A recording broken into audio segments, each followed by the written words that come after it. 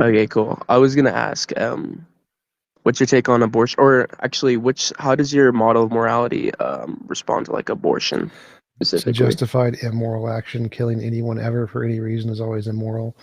So killing the baby is immoral, but because it's in self-defense of the woman's body, it's a justified immoral action, like putting people in prison or self-defense.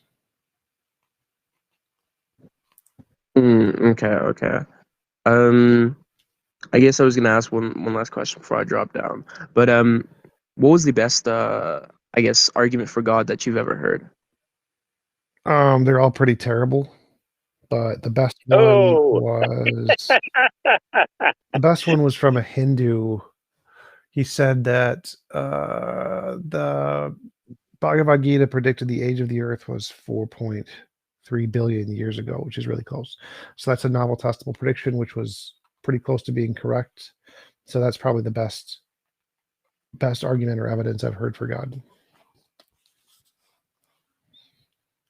actually, let me ask over a question. What do you think about inspiring philosophy's argument for God when you had debated him? It's terrible. It's always been terrible. It's an argument from ignorance.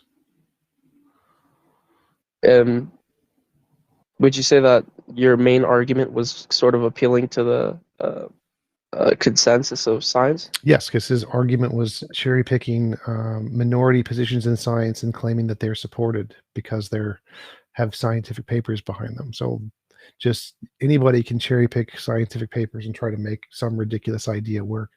And so the best way to counter them is to say, okay, what is the consensus view on that position? Oh, it's garbage. That's the consensus view. Okay, stop cherry picking papers.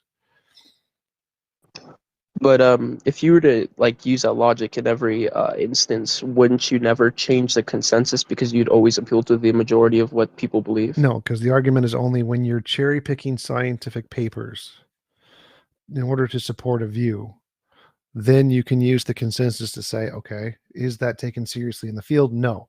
So the consensus argument is specifically only used to debunk when people are cherry picking other scientific papers as if that's supported in the scientific field. Well, what do you mean by cherry picking? Like if Like you're just specifically with him? going through dozens and dozens of papers to find one that supports your pet idea, and then you use that as a reference to say, oh, look, my pet idea has a basis in science.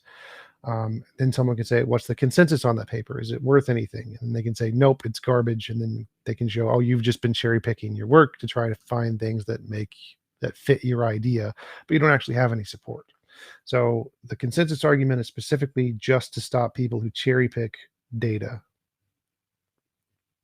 Okay, so do you think it'd be a valid argument to appeal to the consensus if you weren't cherry picking? Like, let's say he didn't cherry pick evidence, but his I guess evidence was believed amongst like the minority of people in that field. Do you think it'd be a valid argument to just be like, okay, Well, the well, consensus more people believe isn't it. addressing the argument. It's not saying this argument is wrong. It's saying that only in the case where you cherry pick papers, that paper is not evidence.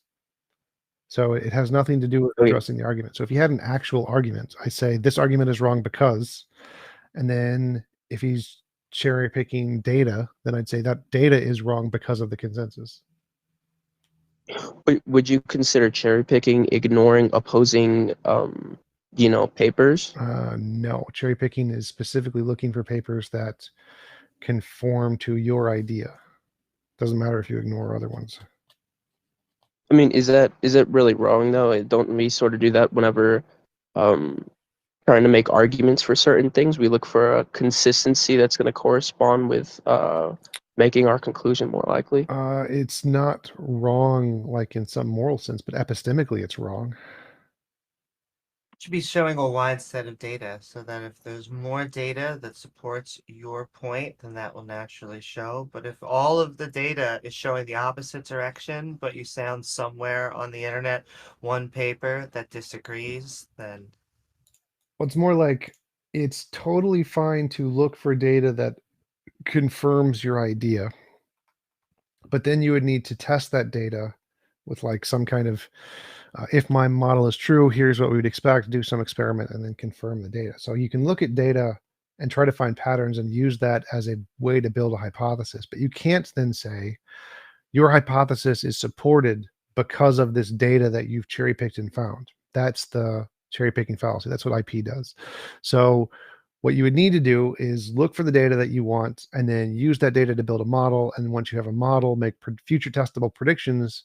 And then once you confirm those, then you'll have real evidence. What IP does is he just looks at papers to try to find things that confirms to his ideas that already exist without actually doing any real work. And anybody can do that. That's just called making stuff up. Okay, that's all. I'm gonna drop down. Yep. Shrub, what is up?